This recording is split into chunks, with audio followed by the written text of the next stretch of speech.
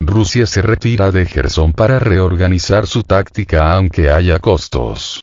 A unas semanas de cumplirse 9 meses del inicio de la operación militar especial de Moscú en Ucrania, el ejército ruso informó que se retirará de Jersón, una de las regiones adheridas a Rusia el pasado 30 de septiembre. El general Sergei Surovikin, máxima autoridad de las Fuerzas Armadas rusas en la zona, aseguró que, a pesar de haber rechazado con éxito alrededor del 80 al 90% de los misiles ucranianos, los ataques constantes a los cruces del río Dnieper han complicado el abastecimiento de los soldados y la población de Jersón.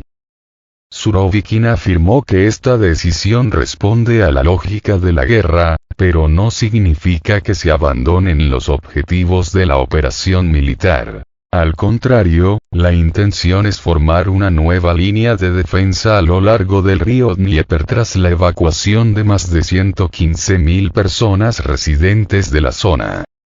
La decisión fue tomada como una fuerte derrota de Rusia por la mayoría de los medios occidentales, pero para la especialista Imelda Ibáñez, maestra en Relaciones Internacionales, no es así. En realidad se trata de asumir un coste operativo táctico en una región clave para el conflicto.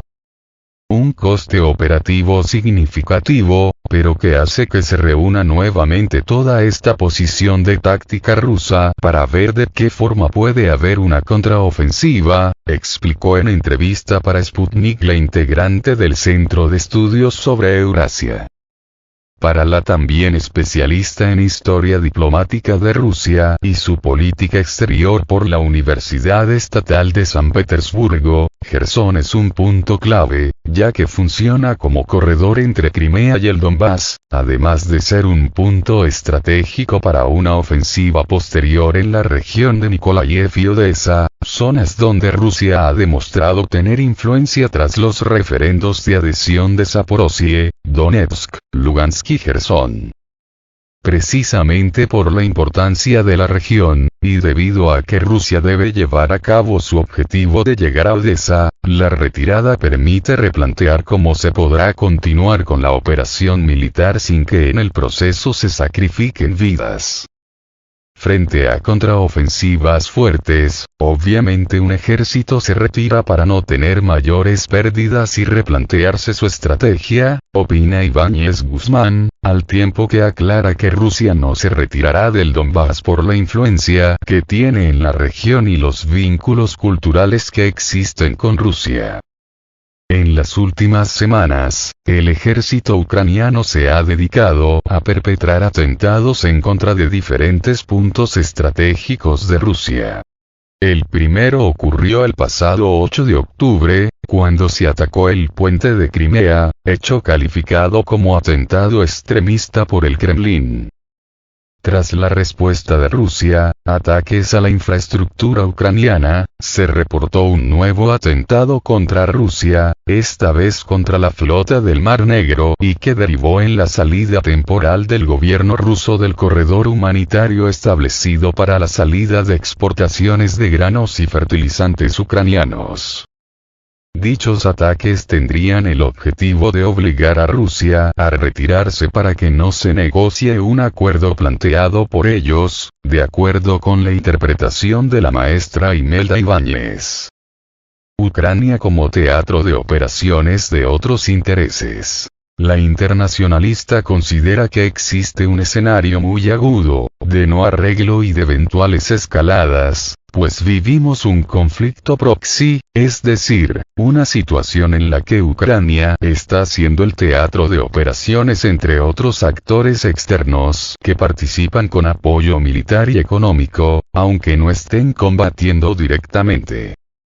El ejército ucraniano no se hubiera mantenido de no haber sido por la ayuda del conflicto proxy, el apoyo militar y logístico de la OTAN, económico de Estados Unidos y Europa, afirma la maestra en Relaciones Internacionales. Tras 9 meses de conflicto, la especialista considera que ambos ejércitos tienen un desgaste, pero el ucraniano resiste solo por el apoyo de otros factores que no están dentro del conflicto, lo que ha llevado a Kiev a una situación financiera crítica que solo se agravará cuando inicien la reconstrucción y deban pagar el apoyo recibido de Occidente brindado, en realidad, como una especie de préstamo. Ucrania económicamente está completamente devastada de aquí a muchísimo tiempo, advierte Ibáñez.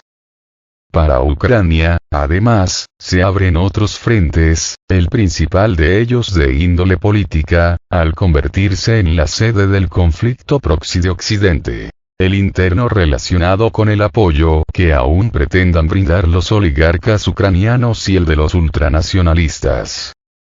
Lo anterior, sin mencionar que el apoyo que se brinda desde Europa, Estados Unidos y la OTAN comienza a ser un punto débil para los gobiernos occidentales en medio de una inflación generalizada y una crisis energética provocada directamente por las sanciones económicas contra Rusia.